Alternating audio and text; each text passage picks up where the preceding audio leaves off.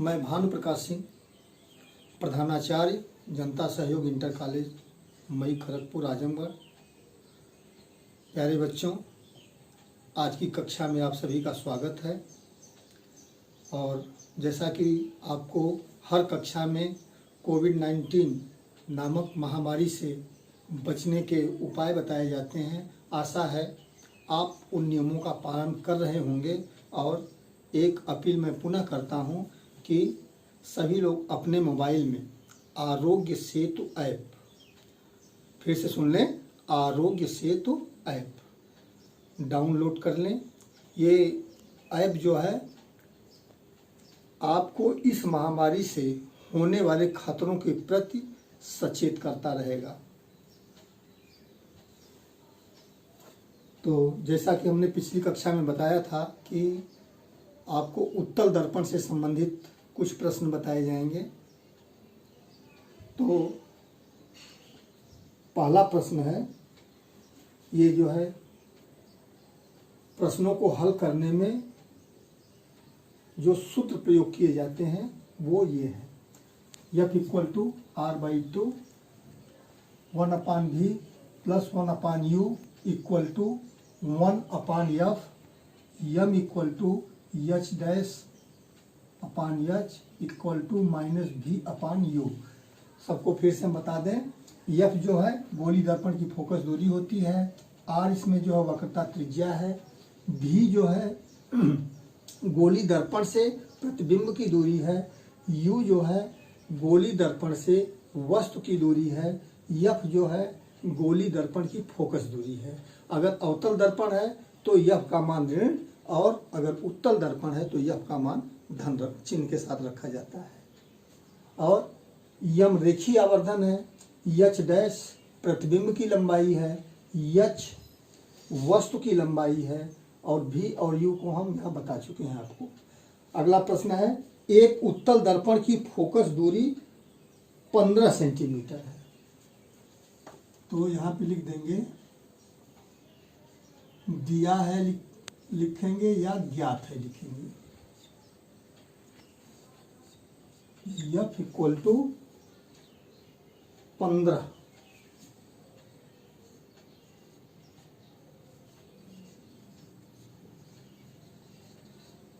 देखिए यहाँ पे ऋण चिन्ह नहीं रखा जा रहा है। क्यों? क्योंकि आपके प्रश्न में उत्तल दर्पण दिया हुआ है। तो F = 15 सेंटीमीटर रख देंगे। पूरा प्रश्न सुन लें। एक उत्तल दर्पण की फोकस दूरी 15 सेंटीमीटर है। एक वस्तु इसके मुख्य अक्ष पर ध्रुव से 30 सेंटीमीटर की दूरी पर रखी गई है। वस्तु के प्रतिबिंब की स्थिति ज्ञात करिए। तो U का मान जो है, दर्पण से वस्तु की दूरी जो है दिया है 30। U का मान हमेशा ऋण रखा जाता है, तो U का मान हो जाएगा -30 सेंटीमीटर। तो हमको क्या ज्ञात करना है? प्रतिबिंब माने V का मान हमको ज्ञात करना है। तो जिसका मान ज्ञात करना होता है V = उसके आगे क्वेश्चन मार्क लगा देंगे। सूत्र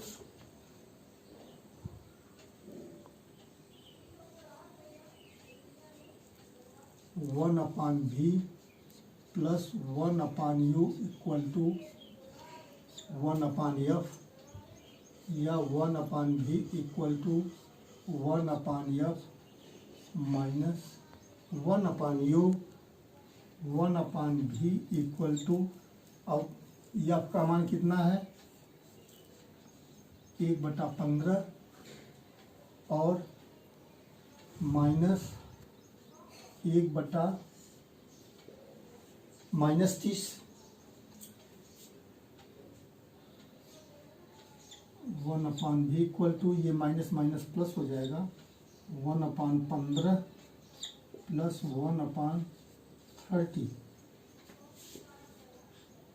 यहाँ पे 1/v = 15 और 30 का लघुत्तम लेंगे तो 30 आएगा। 15 × 30 30 एकम 30, तो 1/v इक्वल टू ये हो जाएगा 3/30।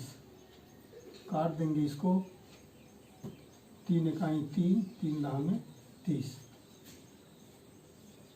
भी का मान कितना आ जाएगा 10 सेंटीमीटर। देखिए भी का मान धनात्मक आ रहा है, तो प्रतिबिंब किधर बनेगा, दर्पण के पीछे माने दाहिनी ओर बनेगा। दाहिनी ओर लिखिए या दर्पण के पीछे लिखिए। चलिए लिख देते हैं दर्पण के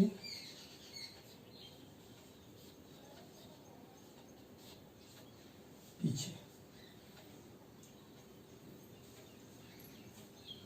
यानी उत्तल दर्पण से हमेशा जो वस्तु का प्रतिबिंब दर्पण के पीछे ही बनता है, और दर्पण के पीछे बनने वाले प्रतिबिंब चाहे अवतल दर्पण हो चाहे उत्तल दर्पण हो हमेशा आभासी होते हैं। तो अगर वास्तविक और आभासी पूछा जाता है तो वो भी लिख सकते हैं कि ये प्रतिबिंब जो है आभासी होगा। दर्पण के पीछे बनने वाले प्रतिबिंब हमेशा आभासी होते हैं। एक प्रश्न और देखते हैं, अगले प्रश्न पे आते हैं। अगला प्रश्न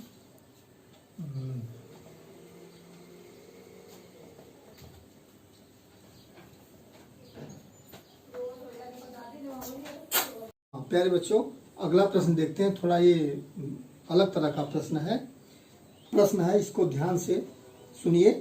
एक उत्तल दर्पण से 25 सेंटीमीटर की दूरी पर, एक उत्तल दर्पण से 25 सेंटीमीटर की दूरी पर रखी एक वस्तु के प्रतिबिंब की लंबाई वस्तु की लंबाई की आधी है। ठीक है, तो दर्पण की फोकस दूरी हमको ज्ञात करना है। इसमें जो है हम रेखीय आवर्धन के सूत्र का प्रयोग करेंगे। पहले जो दिया हुआ है, जो ज्ञात है हमको प्रश्न में, उसको लिख लेते हैं। u का मान दिया हुआ है, u इक्वल टू, u का मान हमेशा ऋण चिन्ह के साथ रखते हैं।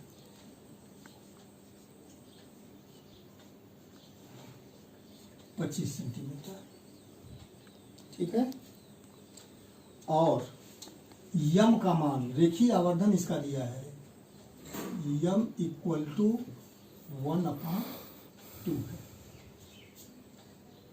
ठीक है, तो हम जो है रेखीय आवर्धन का सूत्र लिखेंगे। अब इसको हल करते हैं। पहले लिखेंगे, पहला सूत्र लिखेंगे यम इक्वल टू -v/u। हमको फोकस दूरी ज्ञात करना है। यहाँ पे फोकस दूरी ज्ञात करना, तो यफ लिख करके हम जो है यहाँ पे क्वेश्चन मार्क लगा देंगे। क्वेश्चन फिर से सुन लीजिए। एक उत्तल दर्पण से 25 सेंटीमीटर की दूरी पर रखी एक वस्तु के प्रतिबिंब की लंबाई वस्तु की लंबाई की आधी है। ठीक है, तो दर्पण की फोकस दूरी ज्ञात करना है। तो हमको जो ज्ञात है उसको हमने लिख दिया। u ज्ञात है, u इक्वल टू -25 सेंटीमीटर, और यफ का मान हमको निकालना है। यम का मान 1/2 दिया हुआ है। तो हम जो पहले रेखीय आवर्धन वाले सूत्र का प्रयोग करेंगे v का मान निकालने के लिए। तो यम का मान 1/2 है माइनस v, और u का मान कितना है, u का मान -25 है, तो यहाँ पे लिख देंगे -25। ये माइनस माइनस जो है प्लस हो जाएगा, तो 2v equal to 25, v equal to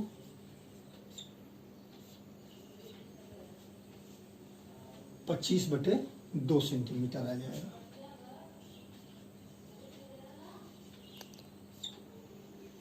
अब जो है हम इस वाले सूत्र का प्रयोग करेंगे। हम दाहिनी तरफ ब्लैक बोर्ड की दाहिनी तरफ इस प्रश्न को आगे का हिस्सा लगा देते हैं, इसका अगला भाग हम हल कर देते हैं।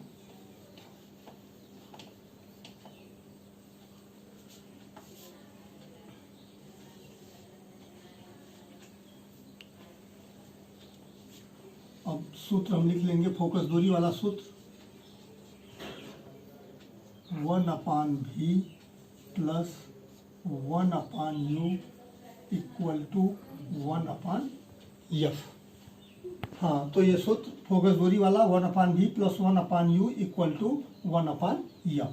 अब देखिए v का मान हमने निकाला है 25/2, तो 1/v की जगह पे क्या लिखेंगे, 25/2।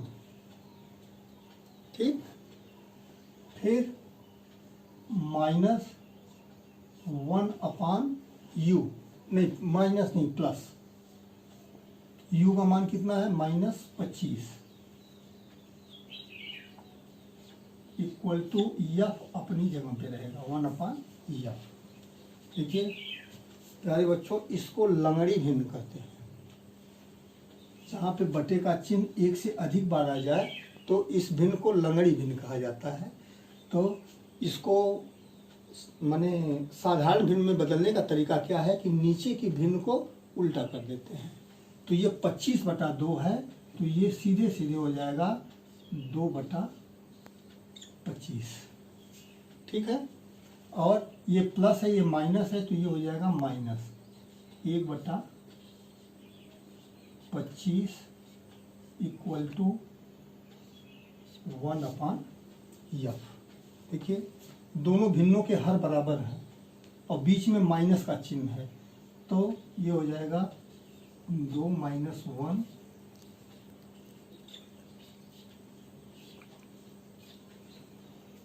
2 में से 1 घटाएंगे आएगा 1/25 बराबर 1/f, या f बराबर 25 सेंटीमीटर। यही इसका आंसर होगा। अब इसको जो है हम जांच भी कर सकते हैं कि अगर यही f का मान माइनस में आता, हमारा प्रश्न सही है या गलत है। अगर f का मान माइनस में आता तो हमारा प्रश्न गलत माना जाता। क्यों? क्योंकि आपके प्रश्न में दिया हुआ दर्पण कौन सा है? उत्तल दर्पण है। ठीक है, तो उत्तल दर्पण की फोकस दूरी हमेशा धनात्मक होती है। तो यह का मान 25 सेंटीमीटर आया है, यही जो है आंसर होगा। तो गोली पृष्ठों द्वारा या गोली पृष्ठों पर प्रकाश का परावर्तन, इसमें आपको गृह कार्य भी दिए जाएंगे। ये चैप्टर आपका समाप्त होता है और इस चैप्टर से संबंधित जो भी आपको संदेह हो, कन्फ्यूज़न हो, उसे आप कमेंट में हमसे पूछ सकते हैं, हम उसका जवाब अवश्य देंगे। और इसके बाद वाला चैप्टर, अभी तो हम प्रकाश का परावर्तन पढ़ रहे थे, इसके बाद वाला चैप्टर है प्रकाश का अपवर्तन। तो उसकी थोड़ी हम भूमिका आपको बता दें कि अपवर्तन क्या होता है। अपवर्तन के विषय में बस इतना सा जान जाइए, आगे आपको विस्तार से बढ़िया से पढ़ाया जाएगा। कि एक उदाहरण हम आपको बता दें कि शीशे की गिलास में रखी हुई पेंसिल, शीशे की गिलास में अगर पानी भर दिया जाए और उसमें पेंसिल रखा जाए तो पेंसिल टेढ़ी दिखाई देती है। शीशे की गिलास में पानी भर करके उसमें एक पेंसिल रखी जाए तो पेंसिल टेढ़ी दिखाई देती है। तो अपवर्तन के विषय में आपको बता दें कि अपवर्तन प्रकाश का हमेशा दो माध्यमों में होता है, परावर्तन एक ही माध्यम में होता है। प्रकाश की किरणें जिस माध्यम से जाती हैं उसी माध्यम में वापस लौट आती हैं। लेकिन और एक ही माध्यम में प्रकाश हमेशा सीधी रेखा में चलता है, लेकिन यदि प्रकाश की किरणें एक माध्यम से दूसरे माध्यम में जाती हैं तो अपने मार्ग से थोड़ा विचलित हो जाती हैं, तिरछी हो जाती हैं, टेढ़ी हो जाती हैं, और इसी घटना को हम प्रकाश का अपवर्तन कहते हैं। फिर से सुन लें।